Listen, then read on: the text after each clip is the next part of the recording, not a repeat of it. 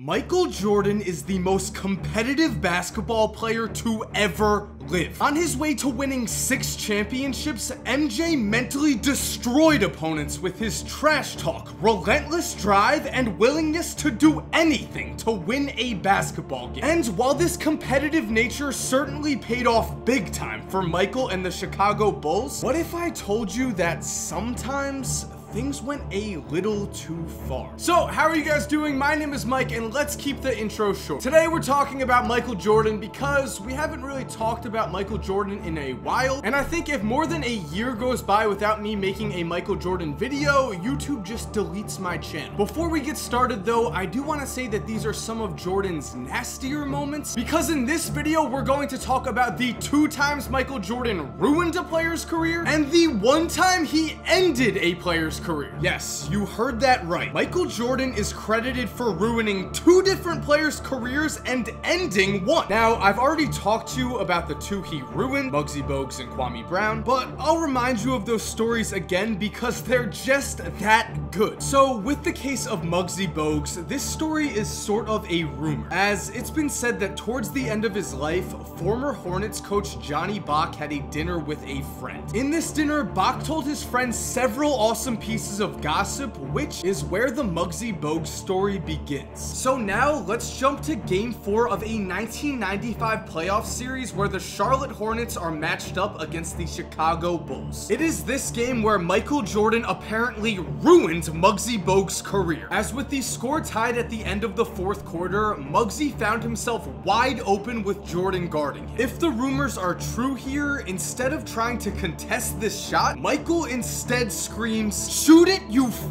midget." Then he watched as Muggsy airballed his shot. The Bulls would go on to win this game, and later, after his playing days were over, Muggsy Bogues apparently told his former coach Johnny Bach that this single play had ruined the rest of his career, as he never again had the same confidence. If you want to learn more about this story, go check out one of my earlier videos, 7 stories that prove Michael Jordan was not human. I'll link it in the description, but for now, let's move on to the case of Kwame Brown. Here we have to fast forward to MJ's 2nd retirement. During this time, Mike became the president of basketball operations for the Washington Wizards, which meant he was a major contributor in the Wizards' decision to draft Kwame Brown with the 1st pick. Now, at first, the relationship between MJ and Kwame seemed great. Many say that Michael even appeared to be a mentor to Kwame, as that summer, Jordan would invite Kwame to his house to work out, and he told Kwame that he was taking him under his wing and that he'd do anything possible to make sure that Kwame would become a star. And more than acting like just a mentor here, Mike was acting like the father figure that Kwame Brown did not have. Then, when things were going great, everything changed. Michael unretired from basketball and began to play for the Wizards. And now, as a teammate, Mike decided that Kwame was too soft and that he needed to toughen him up, which meant that he would routinely mock Kwame in front of everyone and would even go as far as calling him a flaming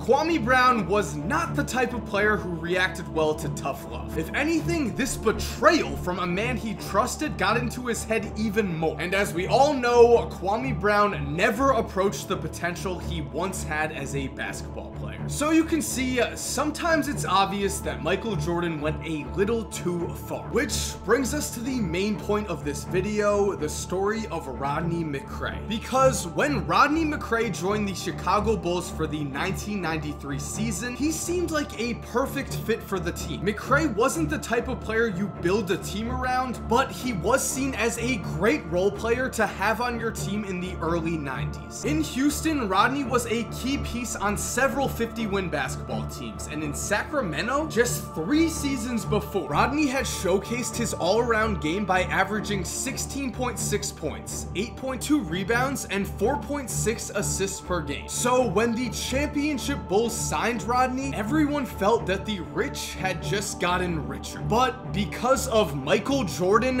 this was not the case. Now, no one can say exactly why Jordan targeted McCray. Maybe he sensed some weakness in him and he was trying to get it out. Maybe he was just trying to win scrimmages at the Bulls practices. Maybe Michael Jordan just did not like Rodney McCray. Whatever the reason, multiple reports have indicated that from the second Rodney joined Bulls practices, Jordan made made his life a living nightmare. Keep in mind that Rodney was known as the ultimate team player. I mean, he was a starter for the first 9 seasons of his career, but was willing to come off the bench for the Bulls so that he could compete for a championship. Because he was a bench player though, this meant that he was often on the opposite side of Michael Jordan in scrimmages. And according to a Bulls teammate, when guarding Rodney, Mike did not exactly take it easy. The Bulls teammate would say, "Jordan is the most viciously competitive player I've ever seen. He has practically ruined Rodney McCray for us." When the two are on opposite teams in scrimmages, Jordan is in Rodney's face screaming, "You're a loser. You've always been a loser." Rodney can hardly put up a jumper now. Yes, for whatever reason, Rodney McCray was Michael Jordan's target during the 1993 season. Day in and day out, Michael would dominate Rodney, but it got to the point that for whatever reason, dominating Rodney was not enough. Jordan just had to rub it in, and so he used 3 words time and time again that would eventually end Rodney McCray's career. Because during practice, when Rodney was taking an open shot, there was Mike saying, "You're a loser." When Rodney was trying his hardest to stay in front of the greatest player in the world, there was Jordan knocking down a jumper and saying, "You're a loser." After practice, when the two held shooting competitions for money, there was Mike telling Rodney he would choke, and then after Rodney missed, Mike was again saying, "You're a loser." These words might not seem too harsh to you, but again, Michael Jordan was the best player on the best team in the NBA. What he thought of you meant a lot. And sure, some players might have been able to brush off this kind of trash talk, but Rodney was just not built like that. By the time the 1993 playoffs came around, McCray was a shell of his former self. The man that was supposed to be a key bench player for the Bulls was instead a garbage time scrub. When it was all said and done, the Bulls would win the 1993 NBA championship, and Rodney did get the ring he wanted, but at the time, at least for Rodney McCray, this championship ring seemed like a very hollow victory. By the end of the season, Jordan's trash talk had simply ruined him, and in the 1993 finals, Rodney played just